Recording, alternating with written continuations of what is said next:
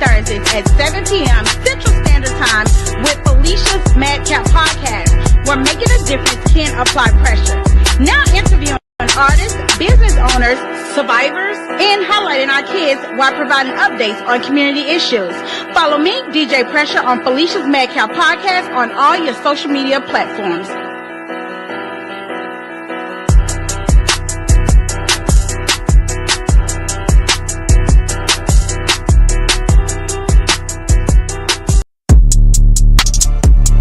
Take a break, DJ Pressure. We taking a break. Stay tuned, DJ Pressure. We'll be back soon. We taking a break, DJ Pressure. Take a break. Coming soon, DJ Pressure. See you soon. Take a break. 5, 4, 8. We coming back. 3, 2. Welcome to our music family. 8. What's up, world? Did you know you could follow me on IG, DJ_Pressure_FMP. Also on Twitter, YouTube, TikTok, Spotify, Amazon Music, Twitch, and Facebook, all under Felicia's Madcap Podcast. I look forward to seeing you tune in. Don't forget, keep applying that pressure on all platforms. Take a break, DJ Pressure. We taking a break. Stay tuned, DJ Pressure. We'll be back soon. We taking a break, DJ Pressure. Take a break. Coming soon, DJ Pressure. See you soon. Take a break. 5, 4, 8. We coming back. 3, 2. Welcome to our music family. 8.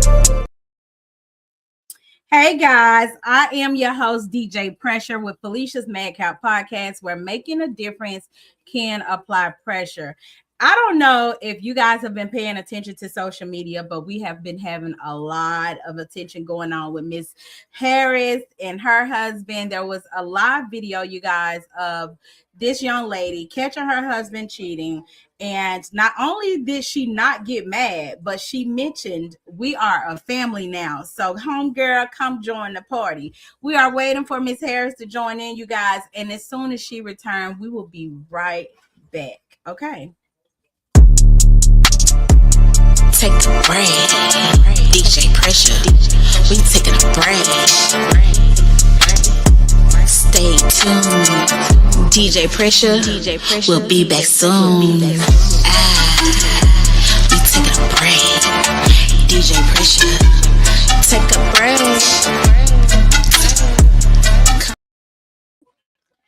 All right, guys, and we are back with our special guest, it's Mela, right?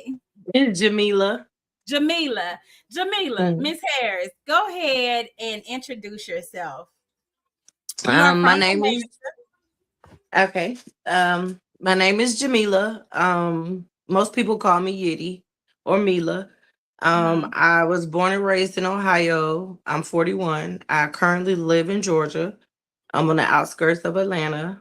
And I've been married for 2 years, and Valentine's Day this year made my 2nd anniversary. Woo, girl, we got so much to get into. So let's just get to know you. Okay, you're from Ohio, but Yes, tell me, ma'am.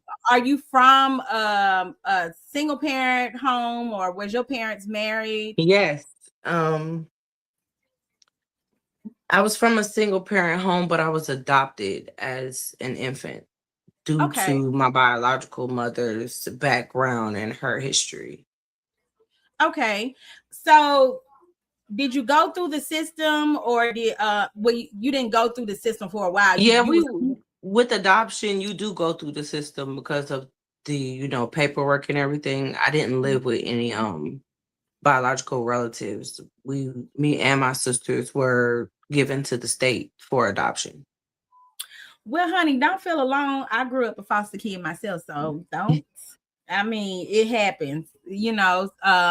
Yeah. So being that you went through that at a young age, how important was finding love for you as a young lady?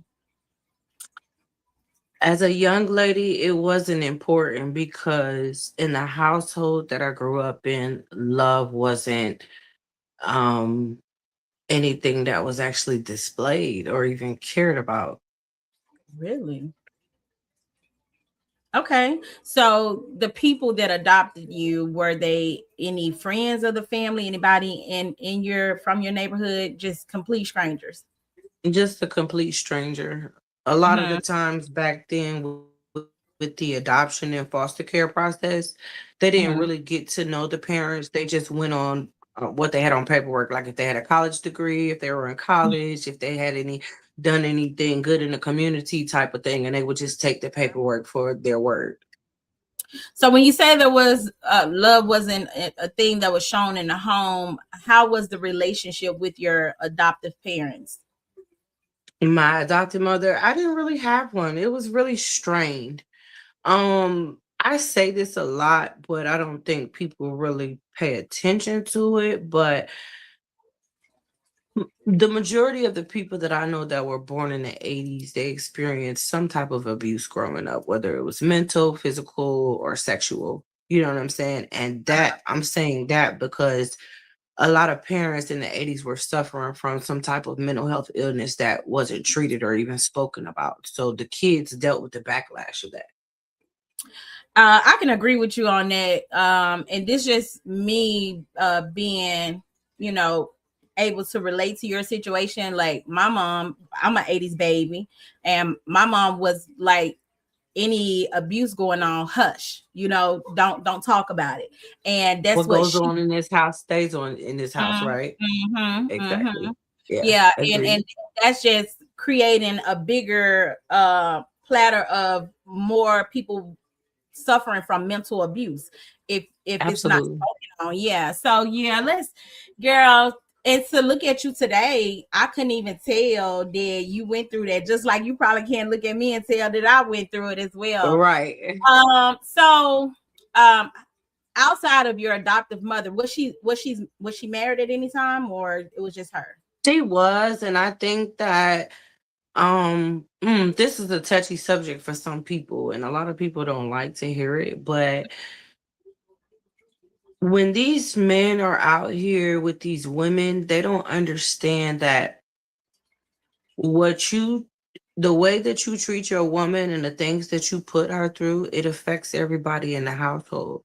Because if Mm-hmm. mom is upset and hurting, she really doesn't have the space or capacity to deal with the kids with a loving or nurturing Mm-hmm. manner. Mm-hmm. So she went through a marriage and she was cheated on, but it turned her really bitter to the point to where us as kids, we didn't understand it then, but Mm-hmm. we went through motherfucking hell. Excuse my French. Yeah. And there's kids that's going through it not only with adoptive parents but biological parents, like you They're said at real first. parents. Yeah. Yeah, yeah. And so, do you still have that relationship with her? No, she passed away Oh. in 2016, about 10 years ago. We I That's something that I've always struggled with, and I'm always transparent about that strained relationship because I really didn't understand what was the point of adopting three children and mistreating them. I still don't know that to this day. You understand? So when she passed away, we weren't on good terms, and it's not something that I beat myself up about anymore because her problems aren't my problems and they weren't my problems, but it affected me to a point to where a lot of my relationships were strained in my 20s. Okay, now let's go into you becoming a young lady. Now, what school did you graduate from? I did not graduate high school. My mom took me out of school when I was in the 8th grade and she homeschooled me. I got a GED when I was 14 years old in a boot camp in Indiana. Mm-hmm. Um, After that, it was just like I was trying to get away from that abusive lady. I was running away. I was one of the, what do you call them? A delinquent juvenile. Uh-huh. That was me. Okay. So did you go to college or do anything after No, getting? I did a couple, trade schools that I never completed Mm-hmm. because my childhood caused so much confusion within me as far as Mm-hmm. emotionally and mentally. I had no sense of direction. I didn't have any proper or positive guidance or role models Mm-hmm. becoming a young woman. Like, I feel like my biggest struggle was coming into my femininity because I've Mm-hmm. always been a tomboy since I was younger because, like I said, there was no feminine role model to have. Like, Right. it's hard to explain, but it was a struggle. Like, it No, was a good it's not struggle. hard to explain because there's a lot of things. You're talking to somebody that can relate. I was a Hmm. tomboy as well, and there was even times where like I couldn't stand boys, Right. or and I don't know about you, but like me, I got picked on because of my breasts, and so I didn't want to show my breasts. Like I didn't want to, like, I wore big t-shirts and stuff. But it's different things, different people. Girl, you can laugh. Come on. Before you go forward, okay, so that's one of the things. So when I get in a relationship with people and it's an intimate one, Uh-huh. that's one of my boundaries. You can't touch or suck or nibble on my breast because I was bullied for having big breasts in school. I don't like it. Like, it's a disconnect when it comes to that sexually. Let's be Yeah. real. So I can relate to yeah. you on that. Like my fiance I'm with now, like that's my first love, like my first love. And 20 years later, we back together, right? So I told him before you could nobody even like if they even like tried to lick a nipple, you gonna Right. irritate my You soul. I grab want them to like, smack. no, I no. want to smack Yeah. you. Yeah, that just Same here.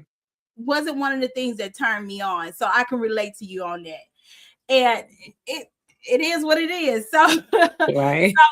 you growing up, and was there ever a time where you were confused about like whether if you wanted to be like met with a man or a lady? Have you ever tested the No, lady I pump? was never confused about it. My first attraction was women, girls. Okay, all Yeah, right. so there was no confusion for me. I knew what I liked. I've always been that type of person. Well, maybe I stated that wrong, but hey, once you tested the lady pump, what was it that made you decide that you wanted to marry a man? Um, you know, so when it comes to sexuality, I didn't struggle with it. I knew I was always attracted to girls because being a troubled teen, that's all I was ever really around. Mm-hmm. And from the bullying in school and like after my mom's divorce, like my adopted mom's husband never lived in a home with us. So Mm-hmm. the only male that was in the home was my brother, but he was barely in the home because they were a generation older than us. Uh-huh. So basically, we grew up in a house full of girls, of women, Mm-hmm. and I've always been comfortable around women. Nothing about them makes me uncomfortable. So when it was time, when I did start feeling those little butterflies as a teenager, it was for a girl, so it was like, I want to see how this is. What was your But longest relationship with a female? oh, 2 years. Mm-hmm. No, yeah, almost 2 years. Not exactly 2 years, but almost. But I don't want to do the relationship with women anymore. I just rather, do that as something that I seek pleasure in as far as like, my extracurricular activity on the side. But as far as relationship, I feel like it's a little too toxic for me dealing with who I am. Not saying all lesbian relationships are toxic, but the type of person that I am, it doesn't work. Okay, now let's just ask some questions about yourself. Now, do you feel at any moment you created a lot of toxic stuff in your relationship? Absolutely, absolutely. And the lesbian relationships that I was in, yes, yes, it was full. It wasn't one sided toxicity. It was Mhm. two players every time. Okay, so tell me a little bit about your behavior, what you used to do My versus toxic behavior. yeah. Mm. Okay, I will invade your privacy. If we are together, I'm invading your privacy. You can invade my, I don't care. You know what I'm saying? But Yeah. that's one thing. A lot of people don't like the going through the phone shit. And it's Mhm. like, baby, if you don't like it, find somebody else to be with. Mhm. Because Okay. I'm gonna go to that phone. If you told me one lie, your ass is a liar. And Yeah. I don't trust so it's you. like that's my toxic trait because I'll forgive you, but I won't forget it, and you gonna hear about it. And what people don't understand is when you dealing with, especially ladies that came up like we did, trust is very important. Trust is very important because we don't trust many, and we've been through too much shit to be played with. And playing with us is very, very dangerous. I just have to put that out there. So, and for me, I don't know about you, but I've always been a private person. I don't like people in my business. Hmm. How did you have friends that you kind of had conversations with about your relationships that kind of get advice from? No. And Mm-hmm. I say no because a lot of the times I'm the go-to for advice. Mm-hmm. For me, I don't really want anybody to advise me. I just want you to listen because I already know what I'm gonna do. What's your sign, I already girl? know. What's your I'm a sign? Scorpio. Okay, I'm a Gemini. And see, me and my auntie is a Scorpio. Me and her are like this. So I know she crazy too. So I get it. Uh, and so, have you ever had like at least one best friend, one really really good friend? I still do. Okay, okay, because sometimes people have those one friend. Like I've had that one friend, and we were friends for 15 years, and then we just outgrew each other. But how long have you Mhm. guys been friends? Oh, me and BB have been friends for over 10 years. Okay. All Now, right. I've lost contact with, well, I still have a best friend from my childhood that lived at the end of my street. Mm, That's been my dog for forever. No matter how much time goes by, like that'll forever be my bestie since we was young. yeah. But yes, I do have a few of those. Just with me moving around, I kind of Mm. lose contact with people, but we always reconnect via social media or whatever. Okay, now let's just talk about you and your personality. Now we know that you can be a little bit of toxic. Now, what are your zero tolerance? Give me a list Lying. of lying. We're gonna start with lying. Okay. I'm really big on communication, and if I'm really big on communication, and if it sucks, I just get so irritated, and it's like I'll keep trying though. I'll keep trying, but it's still like mm. So lying, bad communication, and one of my biggest things is if I explain to you a trigger of mine Mm-hmm. and you keep triggering me, Mm-hmm. Go ahead. Let us know. I'm not gonna say nothing else. That's just Okay. for whoever want to trigger me to find out. Have you ever been abusive in your relationships? Absolutely, What's, yes. what's the Mhm. most what's the most abusive thing you've ever done? Ugh. What kind of question is that? You choke them out. I'm I'm not. a recently, as far as like in this marriage, the most toxic thing I did, as far as most abusive, had to be stabbing him in the face with a pen. Yeah, Like what kind of hand? an ink Okay. pen. But I'm trying to see, was it one of those pens with the real sharp ends to it, or are we talking It wasn't about that sharp, but it broke skin and caused some blood. But hey, gotta do what you gotta do okay? sometimes. Allegedly, y'all, because we don't know if she did it or not. We don't got no proof. Okay. I got a picture. Okay. Now prior to this relationship, anything else abusive that you could say that was pretty like Um, dangerous? yeah, I've swung on a couple exes before, but I'm not really that person that I used to be. The most Okay. violent I was had to be like in my 20s. Once I came into my womanhood in my 30s, I kind of stepped back from, a lot of that because I do have children. Mm-hmm. Okay, so how many kids do you have? I have 3 kids. I have a 21-year-old daughter, an 18-year-old son, and a 10-year-old daughter. Ooh, okay. So all of them, which I would assume because you only been married 2 years, but how long were you guys in a relationship? Not long at all, not enough to have kids. And I was pregnant twice by him, but I did abort both pregnancies. I No terminated. judgment here. No judgment here. Now, why did you make that decision? The first child, I was actually homeless in a shelter in Atlanta. Shout out to Atlanta Mission. Mhm. Um, and I just felt like that wasn't the time because I didn't want to bring my child into the world in a shelter. Mhm. I didn't want him to take my child and raise him in day home. And I had health issues on top of it. So Okay. just Now, I wasn't do want to point out to everybody that do know me, I am a victim of domestic violence. So there's no way that I'm promoting domestic violence or anything. It's just, we're women, we're talking, and we know, how it is, how things can being get. So transparent. yeah, Mhm. yeah. So moving into your marriage, how Mm, you guys didn't date long, but exactly how long did you guys date? we didn't date. We was just Y'all went straight into it. fucking. Yeah, Okay. Mm-hmm. it wasn't even that. It was one of those things where the woman is always the one to say, "What are we doing? What are we?"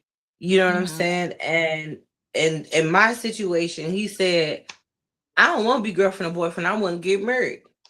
So we Mm-hmm. got married. What? Yep. Okay. And you weren't scared at all? I was scared out of my life.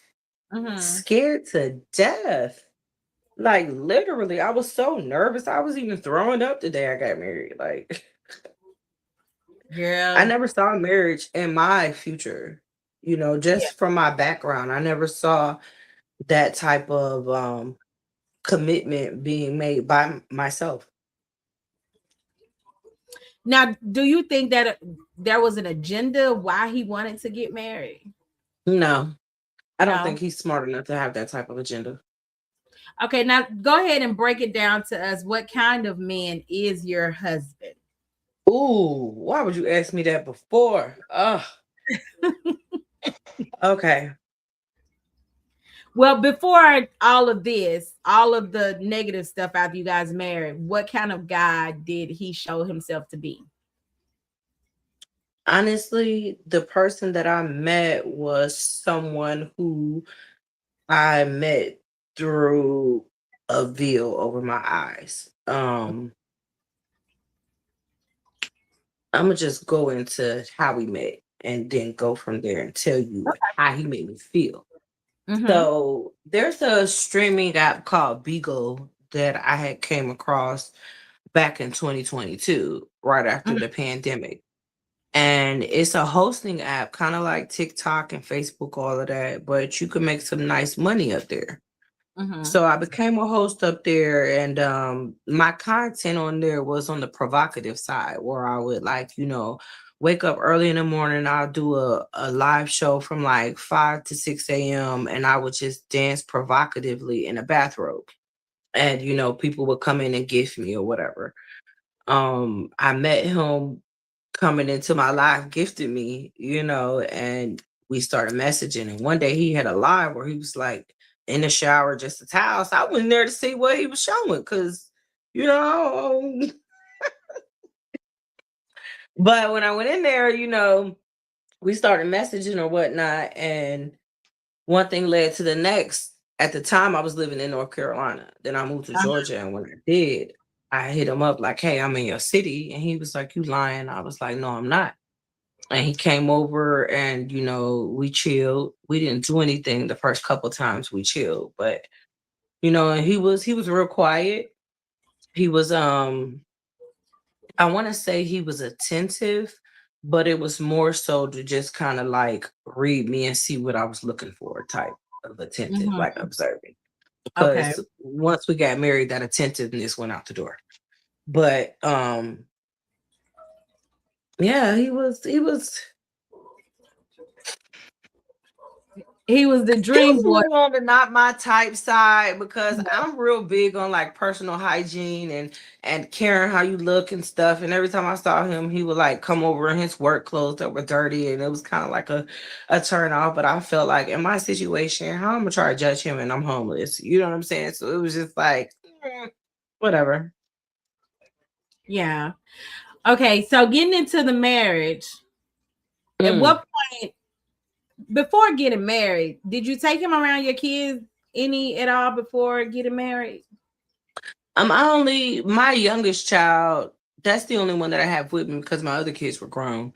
So, not really, no. He's seen her a couple times, but as far as like talking and hanging out, I really don't allow men to interact with my children if I feel like they're not going to be there for the long run. So what made you think marrying him was okay before he actually built I a relationship? wasn't thinking. I really wasn't thinking. I really feel like I was going through postpartum because when I had an abortion, I was 4 months, and after that, I felt like a deep sense of loss, and I wanted to hold on to this man for the child that I lost because that's not my first time aborting, a baby. But I think the older that I get, when I go through that procedure, it makes me even more emotional. And it's like I'm trying to hold on to something. Mm-hmm. And people need to understand postpartum is so like it's real and it's heavy. I went through it Yeah. too. We got a few things in common. Like I went through it too with one of my kids. But I don't know about you, but I didn't even want to look myself in the mirror. Like I don't know if you went through that. I didn't want to go outside. My husband actually helped me through the postpartum, and Yeah. I have to be honest about that. When I was going through the postpartum, I didn't realize you don't realize that's what you're going through while you're in it. You understand? So we would talk on the phone all day. Even if we weren't talking, we would be breathing on the phone. And I do believe that presence, helped me through that moment because it was times where I would wake up and I would feel like, why am I still here? You know what I'm saying? Like what am I doing with my life? It was just I had a lot of questions and no answers, and I really felt like I was by myself. So to have him standing there to support me in my decision meant everything to me. So I felt like I owed him something. I felt like I owed him my loyalty. Whew. Now that was a heavy one right there. Because sometimes as women, when we need a man at our weakest moment, sometimes they want to be there, but they don't know how to be there. And then by the time we didn't overcame what we've gone through, they going through something. And now we got to try to comfort them, but we don't know because now they taking us through something else because they don't know how to handle their emotions. So it leads to things like lying and cheating. Let's get to that. Okay, so after you got through your postpartum with him, did you kind of see things change?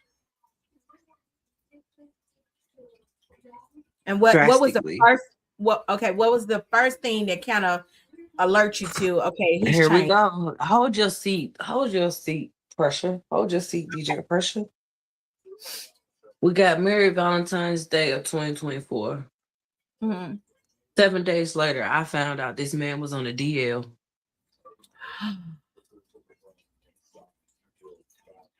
Oh 7 days later.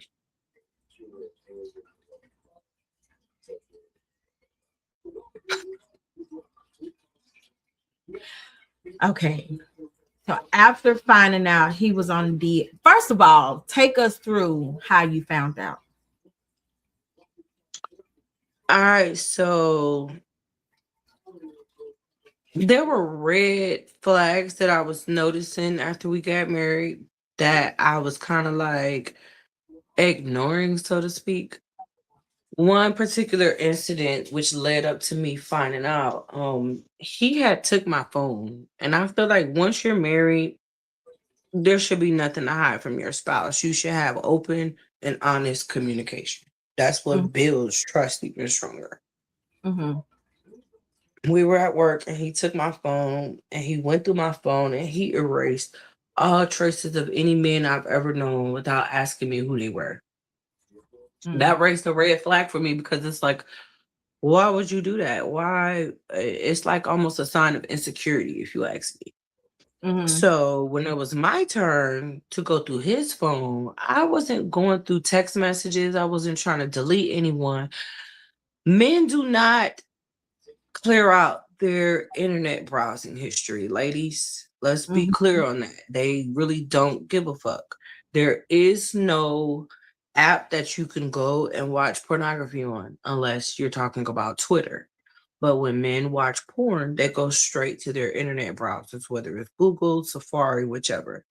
Mm-hmm. And in that, like, I've always used that tool for over 10 years now to catch a man on the DL. And with that tool, I've caught four of them. So Mm-hmm.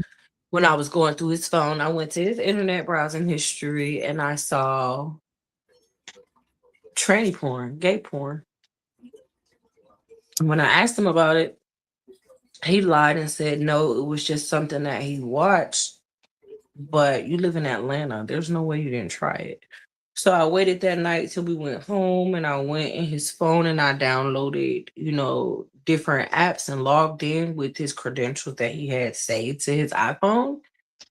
And voila, magic, whole You a, lifestyle uncovered. you a professional. She said you a professional. Now it's Listen just if here. I want to know something, I'm gonna find out. Either you Yeah, tell me or you force me to find out. But when you right. know, you know. When your intuition is telling you, it's true. Now let me ask you this. Was it any time during the time you guys were intimate that you kind of thought he was DL because maybe it was something he liked? Never, never, never, never, never, never, never, never. Because you know how some guys they like to be blowed in They the butt. like butt play and all that. I know a couple men like that, but he's not one of those. Mm. Not at Okay. all. So did you find out, was he actually intimate with anybody? Same situation. Now, where did you find out that he was actually intimate with somebody? He told me. Oh. Once I found out, I'm the type of person who I want to know what you was thinking about. I want to know how many times you did it. Do you really like it? Like I asked all these questions. Like we've had in-depth conversations about it. So yeah, Mhm. he was intimate with a man before. Got fellatio from a man before, but this was the lifestyle that he was into before Or, meeting me. But he mhm, had been hiding it from all the women in his life until mhm. me. Have you Yeah. ever talked to him about being tested or anything? That was literally that's mandatory, number one. Number two, he didn't cheat in that video. He was trying to, but I had been cheated on before the year before. Oh, we Like ain't even got to that video literally yet, Miss Harris. 7 months after we were married, I was cheated on. And I got a video of that too, and that's crazy too. But yeah. um, I was trying to wait to get to the video because see, there's so many things that you said that led up to that. So Yeah, outside, let's wait to get to the video. Let's wait. yeah, outside of that incident, what was the second? Was there was a second, right? So what was the second thing that happened that he showed signs of cheating? So, a man that, all right, so the red flags, okay. When you're going through your man phone and you see messages between him and women where he's sending heart eyes, Mm-hmm. if he, you can go to their Facebook and tap the search bar and see like the women that they continuously frequent their page. That's a sign, because if you're in a relationship, why are these women being viewed on a regular? And it says recent searches. Like Right, it was just different things. Like you're continuously jacking off, watching porn. Like nothing was enough. It's to the point to where your over sexuality is causing me to be insecure as a wife. right. So yeah, that was one of the major ones, the over sexuality and the sneaking communicating with sex workers and stuff like that. Okay, so keep going to the behavior. Tell us more about the Okay, behavior. so now when it comes to the DL, man, it's a particular, like they majority of them literally have the same type of character traits as far as Mhm, like I really don't like saying it because a lot of people feel like women are drilling the word into the ground, just trying to call every man a narcissist, but that's literally where it is. Like the mhm, narcissism level where everything's one-sided. If he do mhm. something, you're supposed to turn the other cheek, but if you do it, you're supposed to be condemned. Like just so many things, the aggression, the hostility, and the, like, if you ask him a question he snaps, and it's like I had to get him into therapy because his response is really off, like Mhm. to the point to where I'm feeling like I'm under attack because I asked the question. Like, Do you know whether he dealt with any childhood trauma? yeah, that, yes, yes. So, what is it exactly do you think that he went through that probably turned him to being? Do you think it was the reason why he was DL or?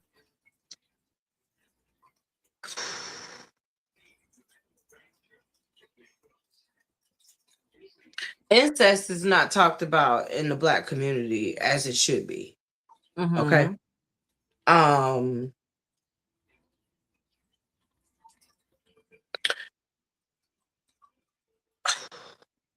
mm, mm, mm, mm. Now, before I ask you any more, You, if you have a family member, like say for instance, let me put it this way. Say for instance, if you have, say your great grandfather, right? The head of your family. Say he had a baby with his daughter, okay? mm, And the child that they created, is you? issues, okay? And whatever descended from him, issues, all the way down. All Mm, the way down. All the way down. Okay. That's got it. yeah. All right. So he had some things he had already been dealing with, and it sounds like I wouldn't want to say like you were his cover up, but it's some things that The he cover need. up was his baby mother, not me. He Yeah, has two I'm not. kids. I'm definitely not thinking you're the cover up because at the end of the day, is when you get involved, it's in denial because he was doing it way before you. Now, if he married you and then start doing it, then you are considered the cover up, you know. But he was doing it way before you, so he's in denial of his sexuality, or maybe he just like it both ways. I won't say he's in denial now. That's why I said in the beginning of our marriage, he was DL. This is something that I've been working on with my husband for the last 2 years on becoming comfortable with himself and his sexuality. Until a person, whether it's a man or a woman, loves themselves and accepts themselves, they can't accept you, they can't accept me, they can't accept their family, they can't accept their friends. It's just always going to be turmoil, hell, confusion, and drama and trauma. Okay, so you allowed him to be himself. So you guys started having open conversations about what he likes, how he feels. So during you guys' marriage, was there ever a time where he asked you your permission to be with a guy? No, but there was a time in our marriage where I told him to go be with a guy. Okay. Girl, you just hit me all kind of ways. I Cause, told you it was gonna be gagged. cause the strength of a woman to Now, see, that's the thing. If this was my boyfriend, I'd be in jail. I have a mug shot like this, but this is my husband. You know what I'm saying? This is my husband. So my goal as a wife is not to tear you down. It's not to fuck you up or kill you. My goal as a wife is to help you see the light, lead you where you need to go, whether we together or not. But I made this pact and this vow with God and with you, and I'm gonna do what I'm supposed to do, regardless. Did he give you the opportunity? If you could have had two guys in a relationship, would you have wanted that? Not at the same, like no, like if I have two boyfriends, they got to be in two different places. We not having all having sex together, because I don't want to be choked in stuff from the back like a turkey. I don't like that. Okay, but do you feel like that's something maybe he wanted? That man can't stand the thought of another man touching me. Like it's really like deep rooted, almost narcissism. He could Okay. touch everybody, but can't nobody touch me type shit. So there was no really realistic way that this was gonna work, honestly, because and Not without, now that was my stipulation on everything. You got to get a mental health evaluation. You got to get a psychiatric evaluation, because a lot of people don't understand. Like I had reached out to his grandmother before, trying to explain to her the stuff that I was struggling with, trying to see if she had any insight that could actually help me, because I wanted to know why he was so angry all the time. This is before I had to do my little research and observing and digging into the family roots shit. So she like, what's going on? I'm like, he's just real angry and hostile. I can't communicate with him. And she was like, I've been dealing with that with him since he was younger. And it pissed me off when she said that. Because if you've been dealing with behavior like that from him since he was younger, why the fuck is he not getting help? Why the fuck is he not in some type of mental health treatment facility or program or on any medication or seeing anybody? Because y'all literally just letting unhinged people out in the wild, just fucking people up. Like, no. Like I was very upset about that. Okay. And she like, if you love your husband, stay with him. That's bullshit to me. So after finding out about the DL guy and got into therapy, got him into therapy. That was a shit show because he was lying to the therapist. So like the first 3 sessions, it was about me being verbally abusive towards him, calling him dumb and stupid. And I took accountability for it. Absolutely. Yes, I was doing that, But at that 4th visit, she asked me, she was like, were you always like this when y'all got married? I was like, ask him. He said, no.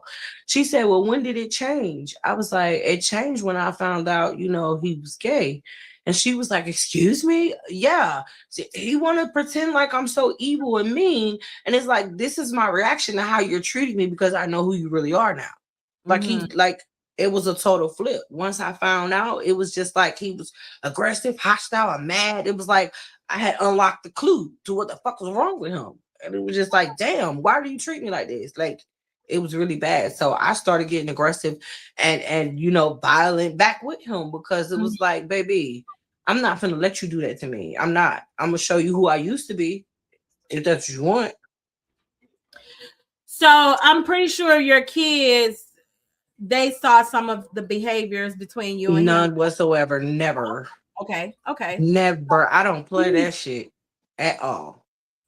And I probably could have picked up on that just by you being protective of him meeting your kids right away. So how did you separate the two? Like even after you did? So where I moved at, I have a neighbor, and my neighbor's daughter is my daughter's best friend.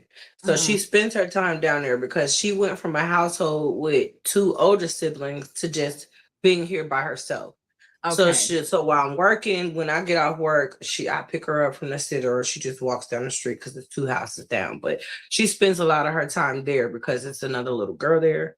So a lot of the times when like the summer, she's with her dad in Virginia, or with her aunt, for spring break or something. But there was never really time where she witnessed any arguing, fighting, or any of that nature.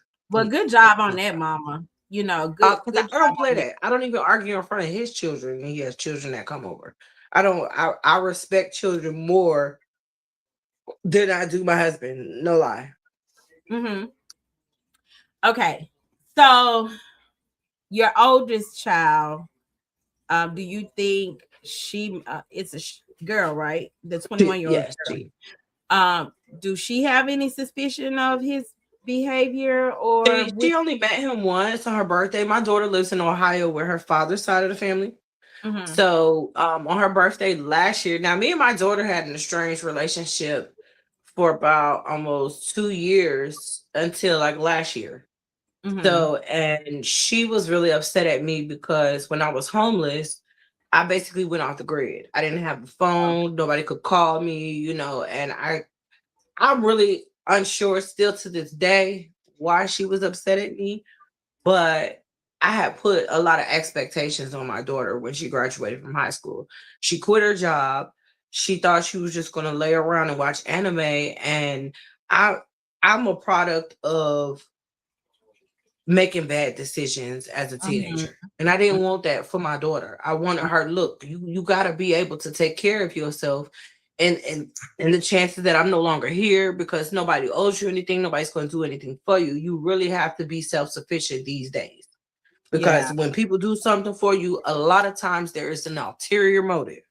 And a lot of people don't want to pay the price. Like we talked about what we both went through coming up young, right? And I have one daughter, and she's 16. And sometimes she thinks I'm too hard on her. But like I told her, I raised myself. So what you think life is really not. It's not sweet like I try to make it look like or be like for you. So sometimes I'm going to be hard on you because if something happens to me, you need to be able to take whatever they dish at you and hold your head up. But then they seem to think that we're just tearing their world down and making them feel miserable. Them to have fun. We don't want them to, and it has nothing to do with that because the fun gonna come as long as you handle your responsibilities. Right, right. That's all. And I completely can respect the fact that you had high expectations for your daughter because I have them for my daughter now, and I'm like, cause see, she's a reflection of you, and it's like, look at yourself in the mirror, baby. If I could go back to your age and I knew my worth, but if I know it like I know now, I would be completely different than a different person than who I am today. So you have a chance, you have a higher rate at succeeding than I did at a lot faster pace if you just follow these steps. But they don't get it. They don't get it. So mama, after therapy. Because how long did therapy last? Therapy lasted like 4 months, if that. Y'all was doing twice a week, once a week, twice a week? It was once. It was once a week. We started off in marriage counseling, and then it ended up going to individual therapy. So, yeah. All right. Outside of just having a sexual relationship with the guy, have he had an actual relation? Did he ever had a whole relationship from you? No. Okay. So before this time, was there any other woman? Before we got married? before this lady in the video? Was there any other woman who was? Yes. So September of 2024, he got caught fucking his mama neighbor. Oh Lord. Went out there because it was 3 o'clock in the morning and we share location. So I pulled up. And I knocked on mama door. She talking about, I thought he was with you. Bitch, you ain't seen me all night. I've been at home. So I left, walking around looking for him, calling him. He ain't answering. Then he texted me because I guess his friends or people told him that I was outside. So I walked around that corner, girl, slapped the teeth right out his mouth because you not finna lie and tell me you was in your mama house and I just knocked on her door. and she didn't even know where you was. Okay. She knew, Okay. but she just didn't want to tell me. Yeah. And she was like, as soon as I walked off from her door, she like, don't knock on my neighbor door. So I'm like, why the fuck would I knock on your neighbor door when the whole time he was at the neighbor house? So your mama actually told on you, nigga. I just didn't knock on that bitch though. Women that does that type of behavior like completely gets under my skin because it's like you are the reason why we don't have good male role models and figures now, because y'all still got y'all titty in these boys' mouths. Y'all still trying to be their friend. That's a whole grown man.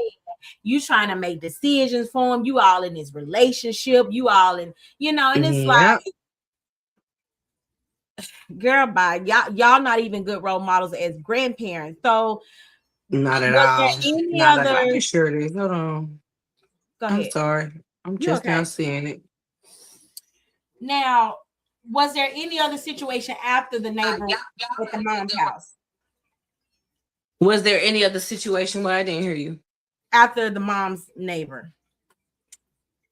As far as catching him cheating, like no. Either one. Not in the physical, no. Okay, but what about any other behaviors or any other the whole buried. The lies, the sneaking and messaging people and deleting it, the asking for nudes, the watching friends play in their vagina on Snapchat. Yeah, it was all of that. The whole nine, you name it. Okay, y'all. So I'm gonna give y'all a little snippet of the video of what actually recently happened. You came, girl. Why you ain't tell the truth? What's going on, D? I thought y'all didn't want to be together. So why you had her at Grandma Nancy's house? She used the bathroom. And now what y'all finna do? I'm finna go to Uber. With her to car? I'm going to. I'm your wife and we a family. What are you doing? I'm going with y'all. Yep. We a family, so we gonna do this together. Yes, sir. Whatever we will do, Uber, all that. Love you too. Yeah. Caught a fish. As much as I watch cheaters. Hold on. I'm trying to make sure I get this. Nothing. Yeah. What you doing? I thought you was gonna tell me when you came, girl. Now what y'all finna do? I'm finna go to Uber.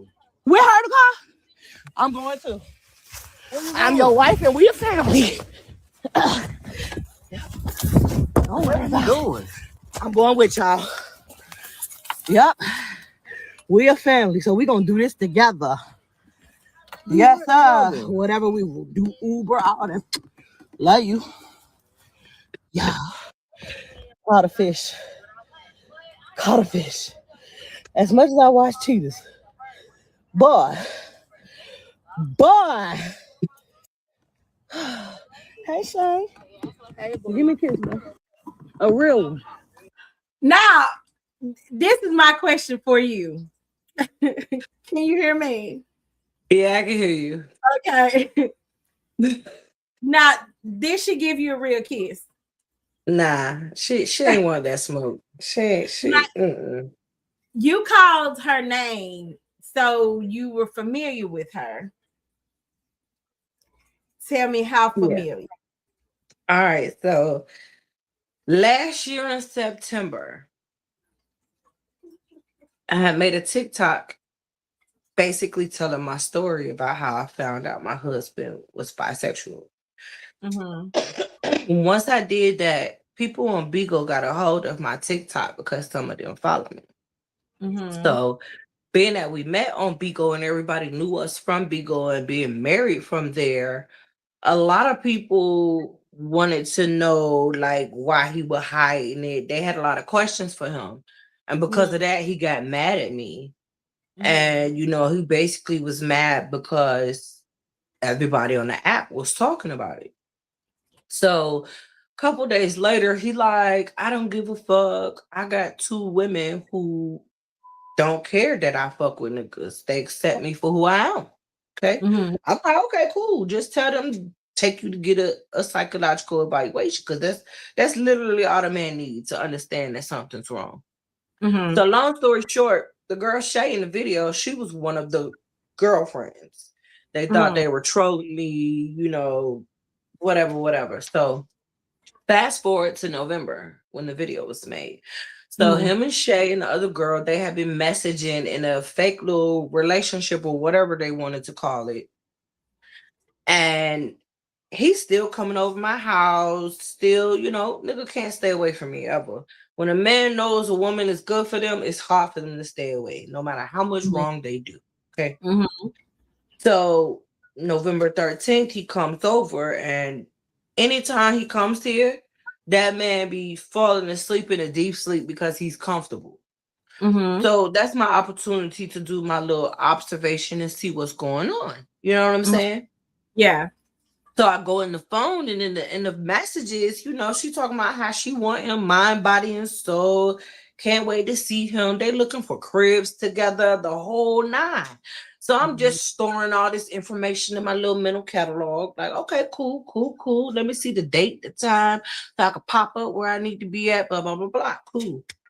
The next day come, I tried to intercept it and go meet the bitch at the Greyhound because I was gonna catch them on camera at the Greyhound, meeting up, hugging, whatever they do. You know what I'm saying? But it took so long, and my child is always gonna be my main priority. So once my baby got out of school, I came home, fed her, took me a little nap because I know he didn't get off work till 9:30. It's not much he's gonna do. That's a working man, and he's not gonna leave his job for no woman. Okay. Okay. Woke up. By the time I woke up, it's like 10 o'clock. Now I had his location, which he didn't know. So when I look at the location, he's still at work and then went across the street to the laundromat. So I took me a shower or whatever and got ready, like, because I know I'm finna intercept it. Because I know by this time, he done picked her up from the bus station because he'd been off work for about an hour. So I called him on my way down to his grandma's house, which is where he ended up after the laundromat. I asked him what he was doing. He was like, he ain't doing nothing, just finished doing laundry or whatever. But he kind of rushed me off the phone. But I didn't give a fuck because I was already en route.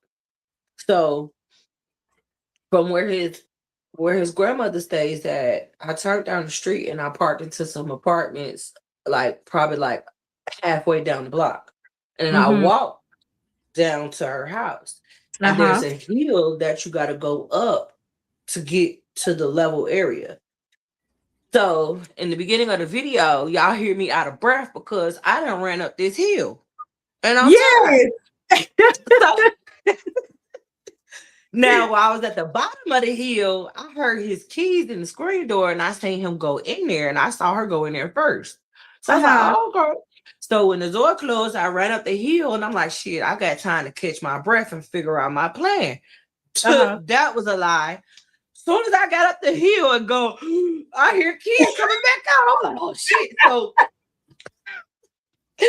the door opened and I jump out. I'm like, what's Shay doing in your grandma's house? He like, she had to use the bathroom. Now, when I look behind him, Shay waddling her fat ass to the motherfucking car. Oh no, bitch, here I come. As I'm running to the car, I'm pulling my phone out. He trying to beat me to the car. He thought he was gonna hop in and we're gonna pull off. No, bitch, your front door does not work, the handle, so you have to reach through the back seat to open it. Oh my God. Some more time. So as he trying to open the front door, I'm at the front door. Shay, what you doing here, girl? Because what the fuck? That's how that went down. Okay, so me and Shay was texting earlier that day, and she failed to mention that she was coming down here. That's why I said she snuck. Why you ain't tell me, girl? Because bitch, you ain't even have to do all that. I could have picked you up. But I'm gonna watch a little bit more of this video because I got so many more questions. Just hold on. A real one. We gonna fuck the night. We gonna fuck the night. My first threesome. What's up, man? No, baby. You tried that one. 1091 Constitution Road. What's up, man? No, sir. I love you. You get off me. No. Get We off gonna me, fuck man. these hoes together. Man, Remember? look, get off me, man. I'm over here with my husband. The shake Man, slept down come here on the on, Greyhound. man. I didn't sneak anywhere. Yeah, you did. No, she didn't. Everybody Get off was me. Get off me. So you already mentioned that your husband don't like for nobody to put their hands on you, but he feel like he can put his hands on anybody. But as soon as you like, hey, I'm a join in, he's just like, nah, get off me. He definitely don't want to share, but he don't want to be honest about what he's doing. And I know at one point of the video, I heard her call her friends. And Okay, in the beginning of the video, when she got in the car, she hopped up and she put the phone on the phone stand and she got on Bico because the hoe needed some witnesses. She didn't know if I was gonna beat her ass or what. But baby, you're not finna trick me out my freedom and fuck my husband. I'm just gonna make you uncomfortable to where you gotta walk, hoe. And that's how that happened. so she got on the app that you guys all know each other on. You said Bingo. Bing. I never heard Bigo, of Bigo, baby.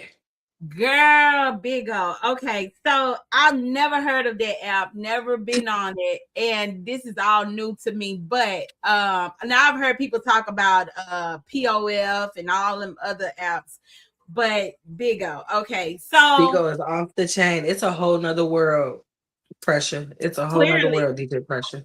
Clearly. So now that she's got this thing going live, she need witnesses. And at what point did this other young lady get on the live? Like, she went into somebody's live. She didn't go live. She went into somebody else's video live room where there was multiple people in there. And so she like, yeah, because that's why I don't understand. Because essence, who I came down here for. Now let me break that down, okay?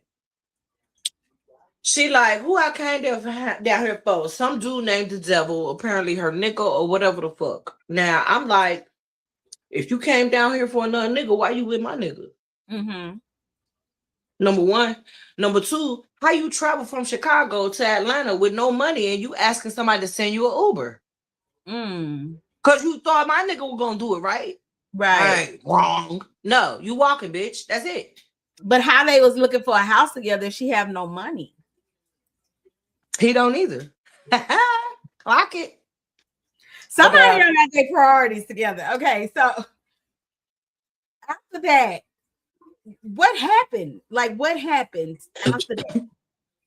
Okay, so she in the car telling somebody to send her an Uber. I'm in the car on top of my husband in the back seat. You gotta go through me to get on top of it. Mm-hmm. So that's why he keeps saying, "Can you get off of me?" No, I'm not. Mm-hmm. She gets out of the car and starts walking. Mm-hmm. When she gets out the car, he gets in the car and gets in the front seat. He asking me, where did I park? We riding up and down the street. He looking for my car. She walking down the street as we riding up and down the street. So she texts him riding up and down the street, goes crazy. No, bitch, he trying to find my car to drop me off so he could pick you up, which he not finna do. I'm finna lay on the back seat and go to sleep, bitch. So she called him like, can you, is you gonna take me to my people's house? He like, man, she won't get out the car. I said, we could come. She like, nah, I don't want you to know my people live. This is not, well, you just gonna be sitting there then. Because, baby, I got his location. Wherever this car go, I'm gonna know where it's at, ho. So how long was she stranded? About 5 hours. Oh my God. But that's what you get. You try to troll me on the app knowing that I'm married to this man and thought you was gonna come down here in real life and have fun. Not in my territory, bitch. So how Not at Granny house, bitch. You're not. who took her? I know, babe. That's BB. I know that's crazy. Like I gotta put the comments on the screen because that's crazy. Bibi, that's my best friend. Bibi is my best friend right there. That's my best Okay, friend. All them my people. Hey y'all. Hey, yeah, them friends. young people. Okay.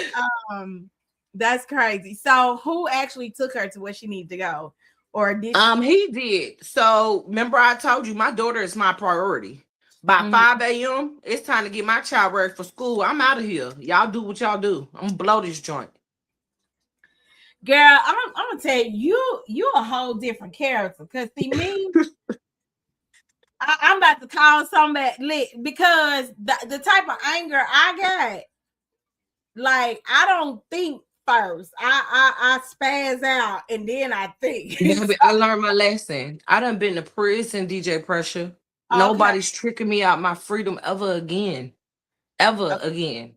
Ever And see, again, you baby. didn't I even done you got didn't so witty and petty with my lick backs. Baby, I ain't going to jail. But I'm gonna piss you off though.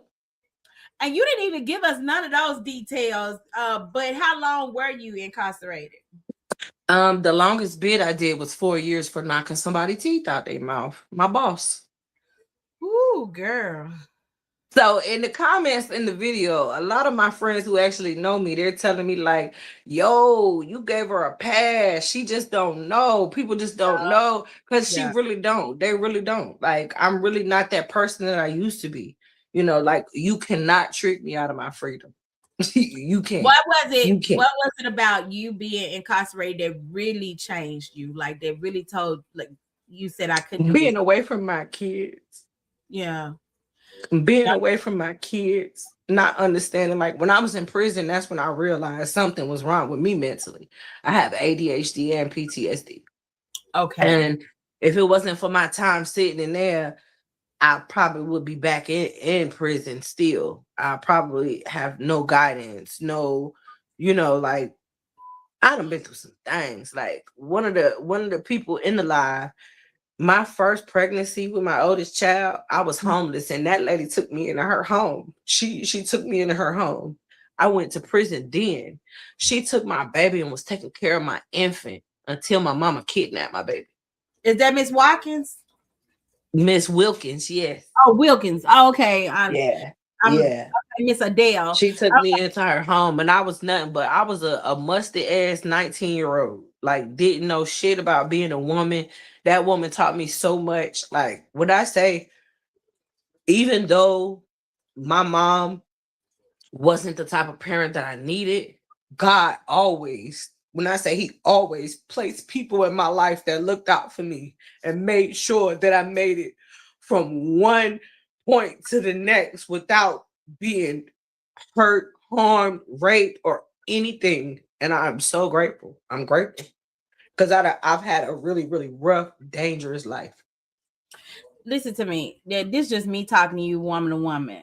A lot of stuff you've been through. I can not telling my story because this is about you, but I want you to know I wrote a book. I changed a lot. I didn't go to prison or anything. I went to jail one time for domestic violence, but God changed me, and God also placed people in my life that helped me.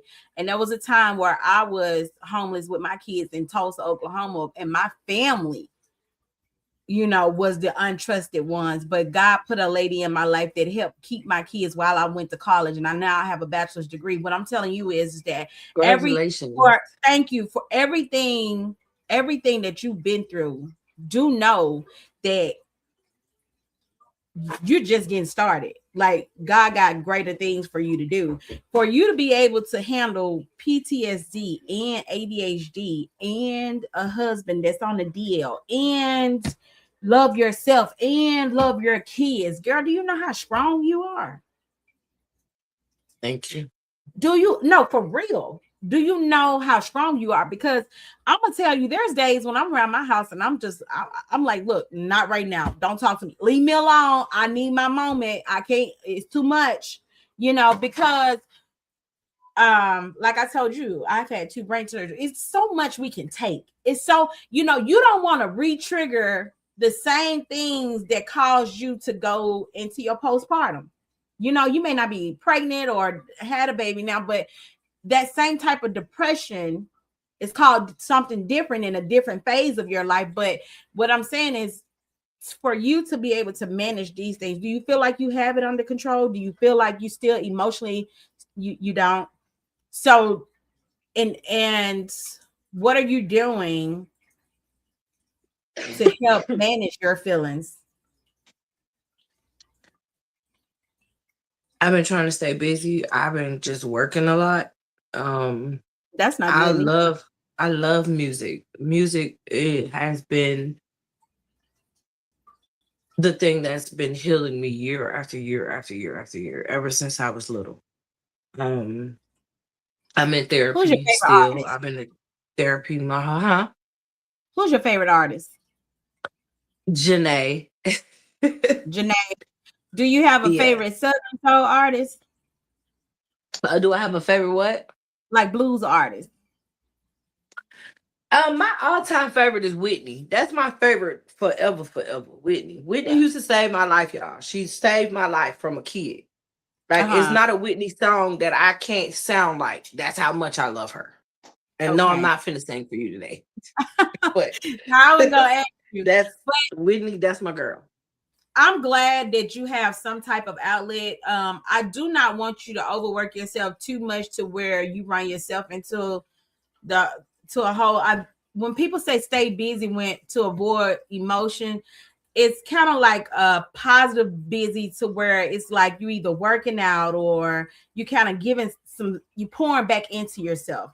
Mhm. Working is taking from you. It's people wanting you to do things and fulfill duties when you barely got the strength to hold you up. So Well, I I'm working so hard for a reason. I'm okay, about to go to Texas and I want to do everything that I want to do. So I'm just in like a little grind and saving era okay, right now, just for right now. After okay. that, I'm gonna take some time for myself, but I have to get down to Texas. I need a break. You do need a break. So, what is it that if anybody is to watch this live, what is it that you need as far as support that you think the community or anybody can do to help you as a woman? Hmm. All right, so 2 weeks ago, a man, I had a home invasion. A man came to my house trying to rape me. Oh wow. And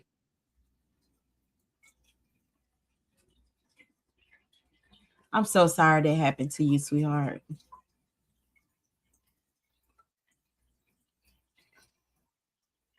You can take a moment.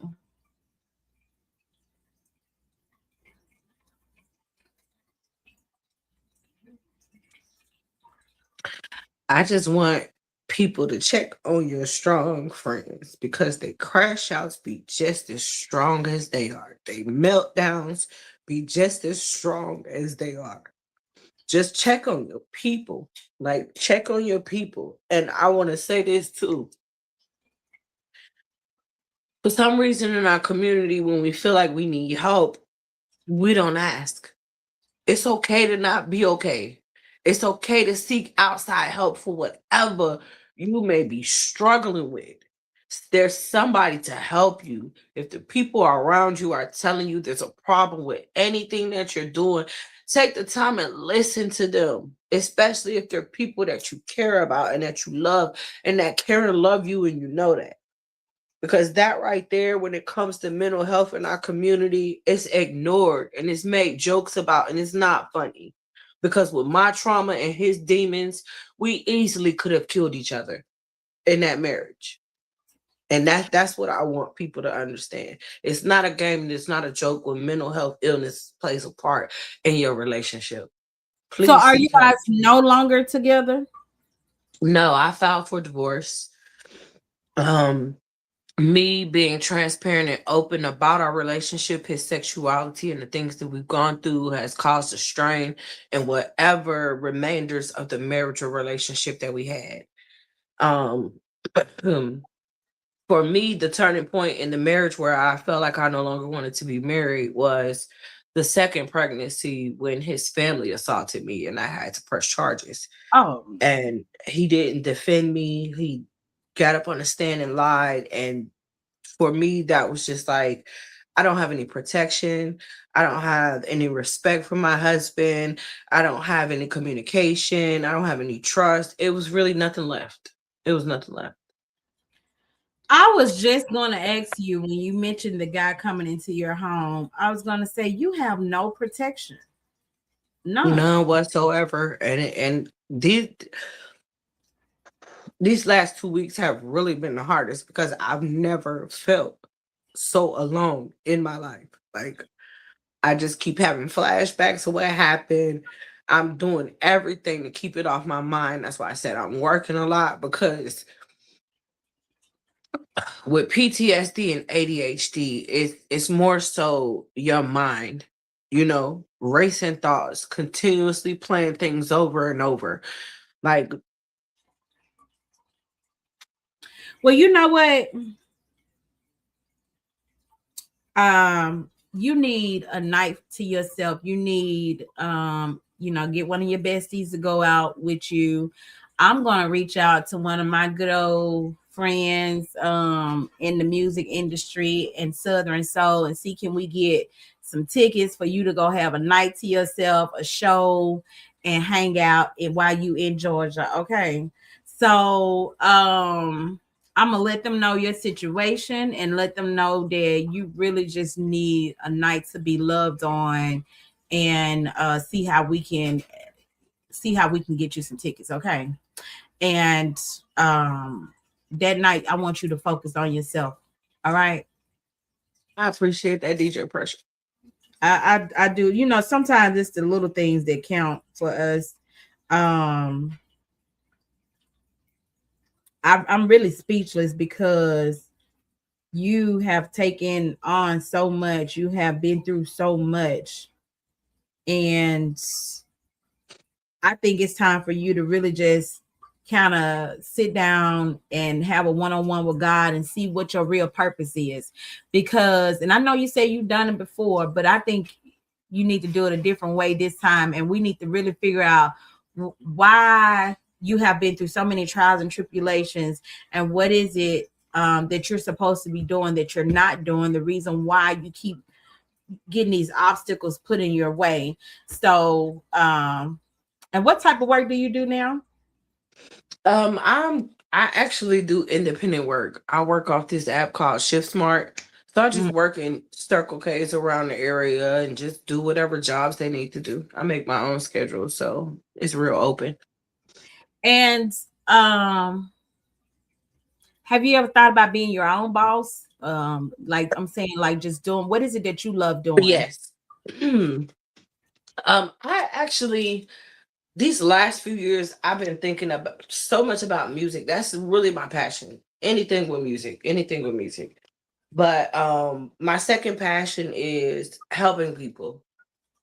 I don't know, well, I do know, but it's just in me to help people. I've always been that way. So, like, if I had the opportunity to become an entrepreneur and start my own business, it would be to give back, and it would probably be some type of nonprofit organization for people who've been to prison, getting out of prison, people who suffer from mental health illnesses and they don't have any insurance, and things of that type of nature, stuff that will really help our community.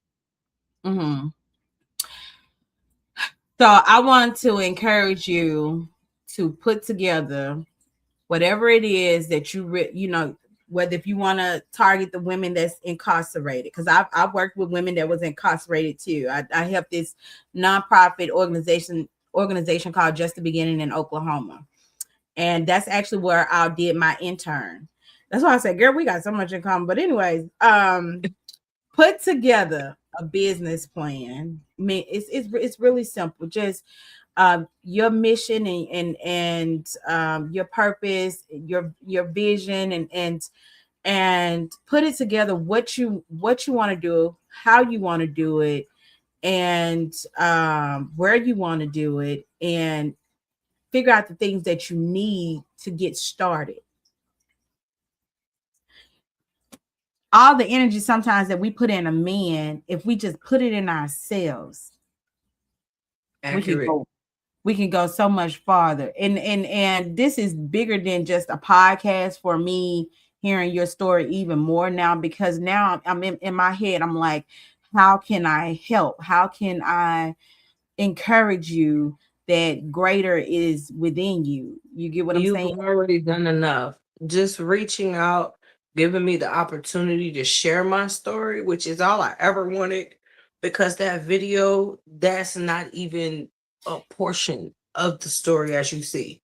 That's just some funny shit that, I happened to catch on tape, and I just wanted to share it because, like, not just that video, but I'm gonna be sharing more. Like, I share a little bit more on my TikTok, but with Facebook, I was kind of more closed because it's more like a personal place for me. Mhm. But at that day, I just wanted to get it out my system and put it out there. I mean, you was a host on Big O. Why not create your own platform? That would be nice.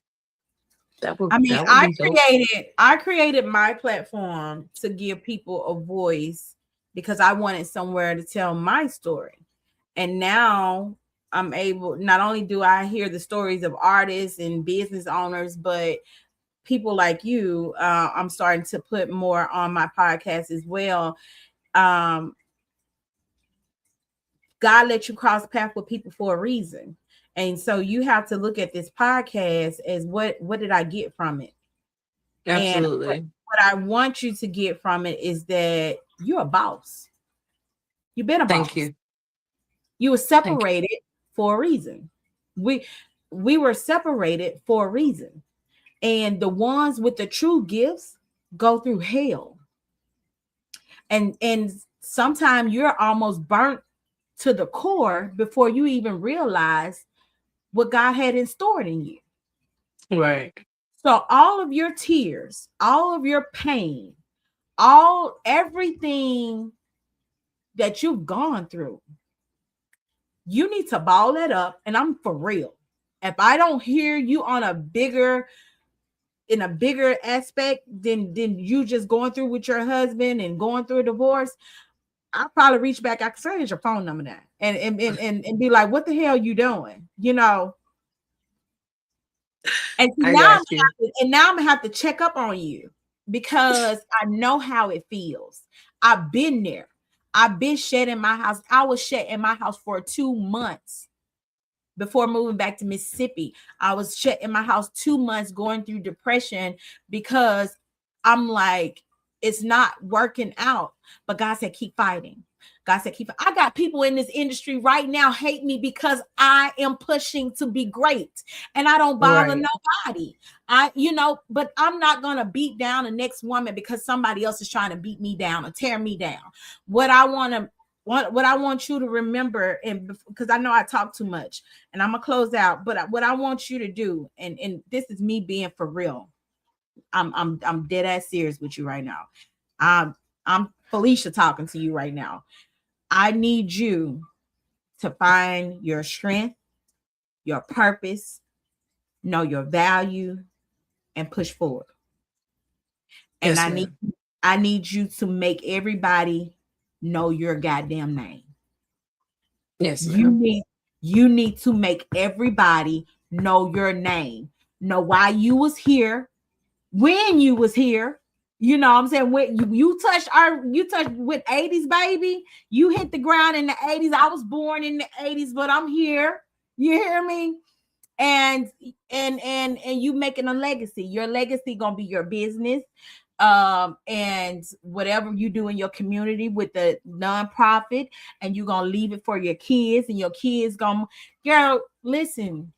I know I talk too much, but It's okay. and people don't want to hear positive stuff, but Mm-mm. I'm really praying and hoping that you feel my heart. Like I I really do. like I'm so serious I could cry right now myself because people I Please know don't. You gonna get me to like start. you listen, you cried already, son. I'm a crybaby. Like when I really feel something, when I'm saying something and I want you to feel it, if I gotta show a tear for you to understand how serious I am, I need you to get it together. I need you to look yourself in the mirror tonight, tell yourself you're beautiful, you're strong, you got this. And I need you to get your journal, whatever you do, write it down, take notes of whatever you come across that's going to encourage you, and keep pushing. There was days when I saw nothing but darkness, but I had the faith of a mustard seed, right? So that faith was my light. And that little bit of light and all of that darkness is what helped me see my way.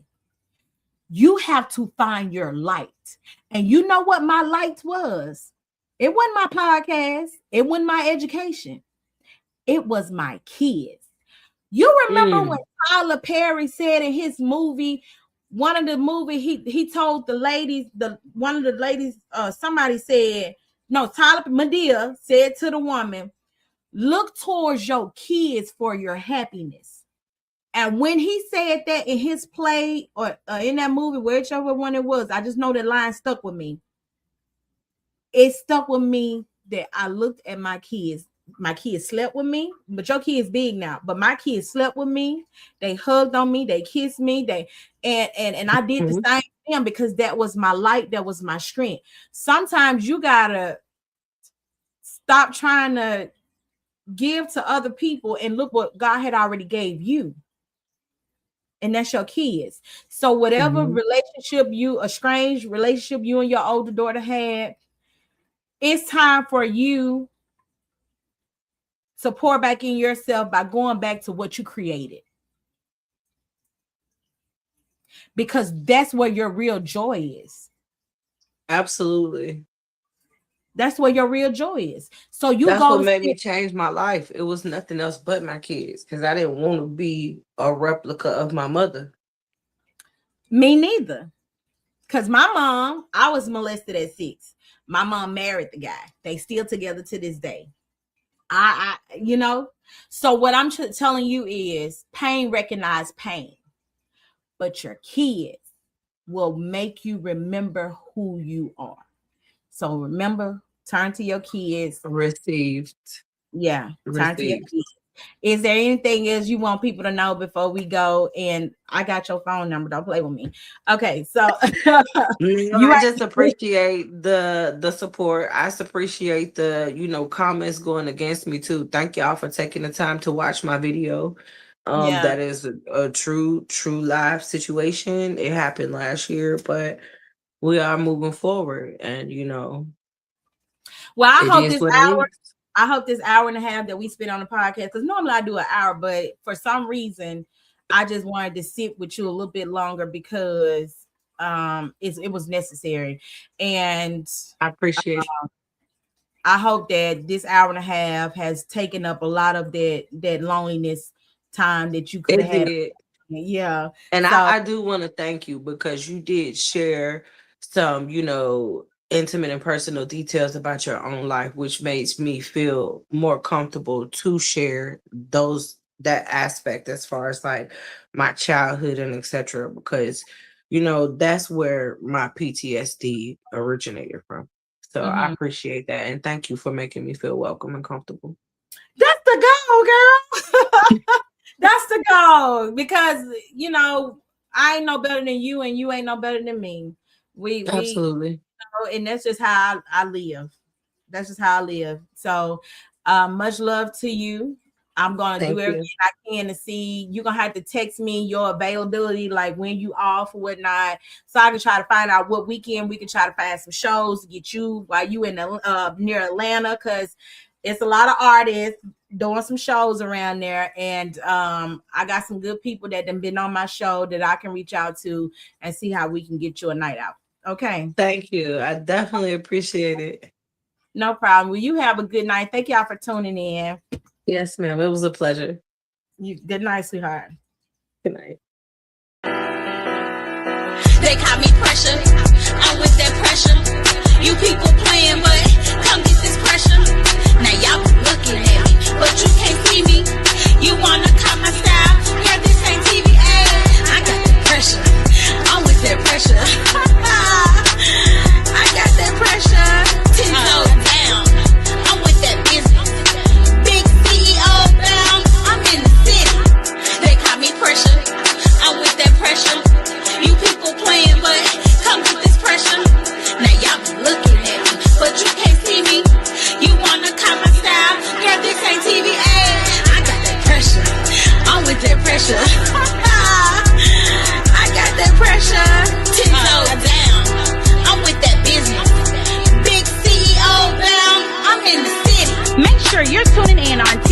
Thursdays at 7 p.m. Central Standard Time with Felicia's Madcap Podcast, where making a difference can apply pressure.